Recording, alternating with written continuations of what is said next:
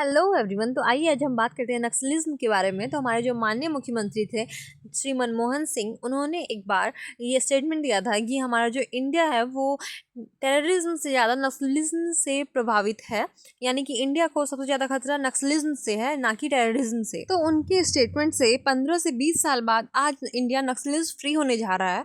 तो बात ये है कि बहुत सारी न्यूज़ आ रही है करेंटली, जैसे आप देख सकते हैं 210 Naxal surrender in Chhattisgarh in major anti extremism breakout. तो और भी बहुत सारी न्यूज़ है, जैसे नेक्स्ट स्टेटमेंट अमित शाह जी का है, अमुज माद and north Bastar region free of Maoist. वही नेक्स्ट स्टेटमेंट नरेंद्र मोदी जी का है, India nearing complete end of Naxal violence PM. ऐसे बहुत सारे रिपोर्ट्स आ रहे हैं, डिफरेंट लीडर्स आके बोल रहे हैं अलग अलग। तो क्या सच में इंडिया नक्सलिज्म फ्री हो चुका है? तो आइए जानते हैं इस बारे में। तो आइए जानते हैं इसके बैकग्राउंड के बारे में, Naxalism and movement in India क्या था। तो अगर हम बात करें नक्सलाइट मूवमेंट की, तो ये बिगिन हुआ था वेस्ट बंगाल में 1967 में नक्सलवाड़ी विलेज में, जो कि इंस्पायर्ड हुआ था माओ जियोडोंग से। और अगर हम बात करें, ये आर्म स्ट्रगल था एग्रियन रिवॉल्यूशन के लिए। तो ये अगर जानते हैं कि ये लीड किसने किया है, तो ये मेनली लीड किया है चारू मजुमदार ने, कानू सन्याल ने, जंगल संथाल ने। और इसका मेन एम था कि इंडियन जो स्टेट्स हैं उनको मतलब कैप्चर करना है, और उसके जो पीपल्स हैं, इंडियन पीपल, उनको आपस में ही लड़ाना है। और मोबिलाइज द लैंडलेस, जो भी मतलब लैंडलेस आदमी है, जो पुअर आदमी है, उनको मतलब लैंड होल्डर्स के पास भेजना है, और उनको आपस में ही लड़ा कर हम लोग अपने से राज करें, ऐसा वाला था इनका एम मेनली। वहीं अगर हम बात करते हैं कि ओवर द टाइम इसमें बहुत सारे अलग अलग ग्रुप इन्वॉल्व होते गए, जैसे कि communist party of India Maoist 2004 में आए। उसके बाद यूनाइटिंग द पीपल, और भी पीपल को यूनाइट करते गया, गैदर करते गए, जैसे people war group PWG and Maoist communist centre MCC। And उसके बाद इसका कोर एरिया क्या था ऑपरेशन का, तो ये जो होता है ना, the movement expanded across the so called red corridor, यानी कि जो रेड कॉरिडोर था वहाँ तक एक्सपेंड किया गया था, covering the parts of Chhattisgarh, Jharkhand, Orissa, Bengal and Bihar, Maharashtra, Andhra Pradesh, Telangana, west Bengal, ये सब उसमें जो है ना एक्सपेंड किया गया था धीरे धीरे। एंड अगर हम बात करें इसका बेस क्या था, तो इसका बेस जो था फॉरेस्ट ट्रिवियल रीजन्स, जो कि जहाँ पे मतलब गवर्नमेंट का सब्सिडी नहीं जाता है, जो कि इंटीरियर इलाका है, जहाँ पे गवर्नमेंट्स का कोई लैंडलाइन नहीं जाता है, वहाँ नेटवर्क्स नहीं है, कनेक्टिविटी नहीं है, तो वहाँ पे ये लोग मेनली टारगेट करते थे, क्योंकि इन लोगों को छुपने के लिए अच्छा जगह मिल जाता था। कुछ नाम तो आपने भी सुने होंगे, लाइक बस्तर छत्तीसगढ़ में, गढ़चिरौली महाराष्ट्र में, एंड मलकनगिरी उड़ीसा में। ये सब कुछ एरिया है जो कि काफ़ी लो कनेक्टिविटी था गवर्नमेंट के साथ, ये उसी पे अटैक करते थे मेनली। आप देख सकते हैं ये अलग अलग जो डिफरेंट स्टेट्स पे इन्होंने धाबा बोला, और जो बोलो कि वहाँ रहते थे वो है। वहीं अगर हम नेक्स्ट बात करते हैं कि रिसेंट डेवलपमेंट क्या हो रहा है, मैसी सरेंडर्स क्या है आखिर, तो ये 258 माओइस्ट रिसेंटली सरेंडर किया इन 2 दिनों के अंदर छत्तीसगढ़ एंड महाराष्ट्र के। अराउंड 170 माओइस्ट जो है, including senior commander Rupesh, laid down arms in the Buxar Chhattisgarh के, जो कि ये सब बहुत बड़ी बात है, बहुत बड़ी अचीवमेंट है खुद में। एंड अगर हम बात करें इन गढ़चिरौली महाराष्ट्र था, लास्ट में स्ट्रॉन्ग होल्ड था, जो कि 62 मेयर्स जो थे, इंक्लूडिंग सेंट्रल कमिटी मेंबर, जो कि नाम था उनका वेणुगोपाल राव, जिनको बहुपति यानी कि सोनू के नाम से भी जाना जाता है, इन्होंने सरेंडर किया, जो कि अपने आप में बहुत बड़ी बात है। होम मिनिस्टर अमित शाह का कहना है कि इन्होंने डिक्लेयर किया है कि 2 की जोन्स अजुमहर and north Bastar are as free from the Naxal terror and के बाद मिनिस्ट्री ऑफ होम अफेयर्स का भी कहना है कि confirm the drop in most affect district from 18 to 11, यानी कि जब पहले 90 से प्लस लोग डिस्ट्रिक्ट जो थे वो कि नस्ल से प्रभावित थे, वहीं आज घटकर 11 बज गए हैं, ऐसा उनका कहना है। वहीं जो सीनियर मैस्ट थे ये कैरिंग करते हैं एक bounty of 6 crore rupees surrender with the 60 others, जो कि अपने आप में बहुत बड़ी न्यूज़ है और बहुत बड़ा अचीवमेंट है।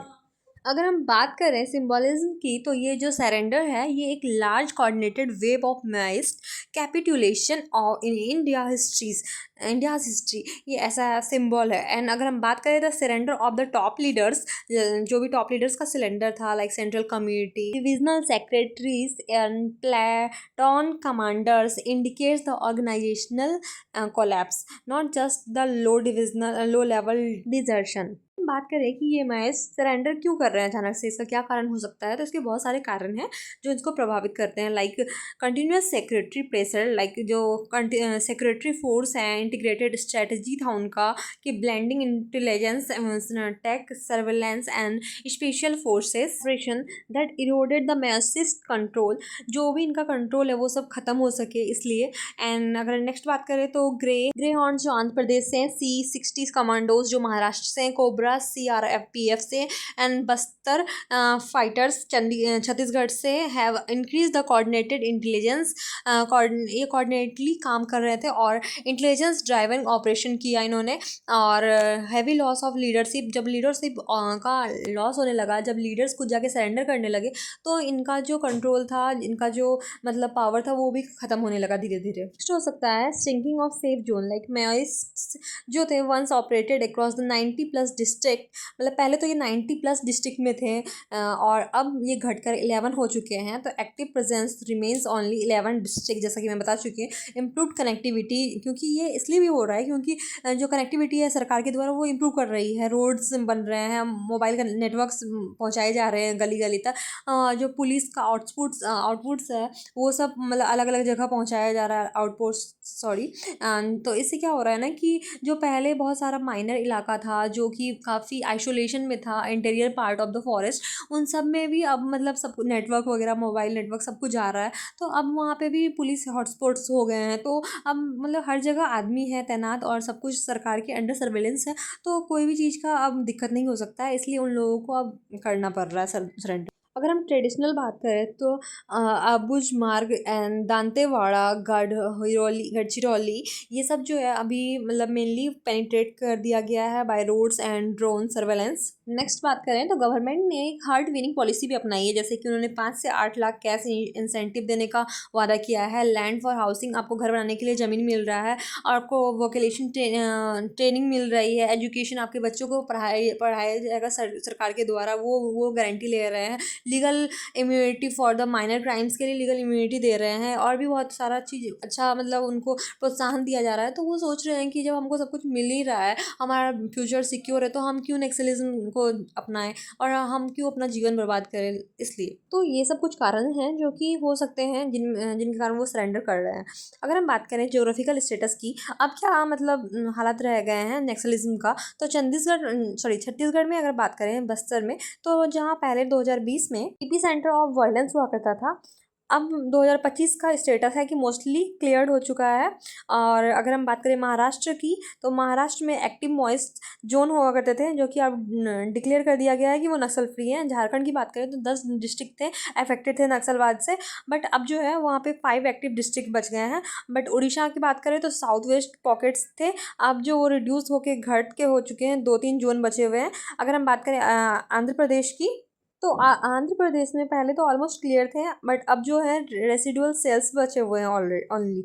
अगर हम बात करें बिहार और वेस्ट बंगाल की, तो यहाँ पे कोई ऑर्गेनाइज्ड स्ट्रक्चर नहीं था और अभी भी ओनली स्पोरेडिक इंसिडेंट्स हो रहे हैं और ज़्यादा कुछ है नहीं।